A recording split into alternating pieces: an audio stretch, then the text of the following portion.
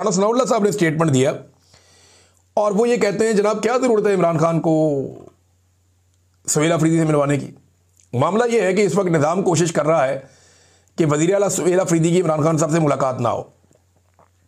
जब तक एक्सटेंशन नहीं हो जाती तब तक तो बिल्कुल ना हो। मामला वो क्लियर हो जाए तो फिर बेशक मिलवा दें, क्योंकि इमरान खान साहब को एहतजाजी तहरीक चलाने का या कोई हैवी किस्म की मूवमेंट का कोई मोमेंटम बनाने का वो भी कह सकते हैं, ऑर्डर दे सकते हैं।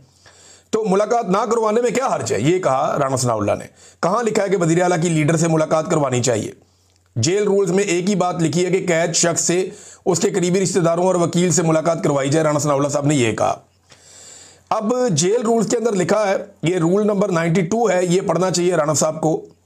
वकला, फैमिली, रुफका, दोस्त, लीगल एडवाइज़र मिल सकते हैं। हालांकि रूल्स 1978 में बनाए गए। और एक और चीज़ भी है कि नवाज शरीफ साहब जब मिलते थे सबसे, तो उस वक्त ये रूल कहाँ थे जिनके बारे में राणा सनाउल्लाह साहब कह रहे हैं। तो मुझे हैरत होती है कि इन लोगों को याद नहीं है कि ये पहले भी जेलों में रह चुके हैं और इन्हें पता होना चाहिए कि जो कुछ इन्होंने इस पाकिस्तान के साथ कर दिया है, इन्हें दोबारा भी जेलों में जाना पड़ेगा।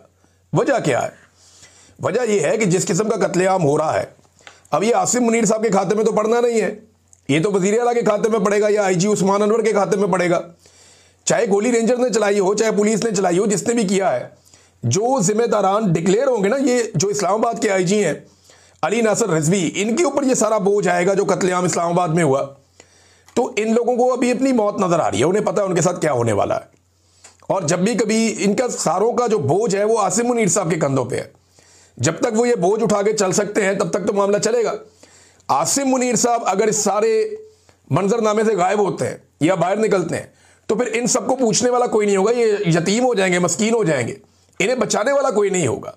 ये सारे लोगों ने जो 2 नंबरियां की हैं, ये इन्होंने इस वक्त खुश करने के लिए की हैं मिलिट्री एस्टेब्लिशमेंट को, ताकि अपनी पोजीशनों के साथ खुश रहें, कामयाब रहें।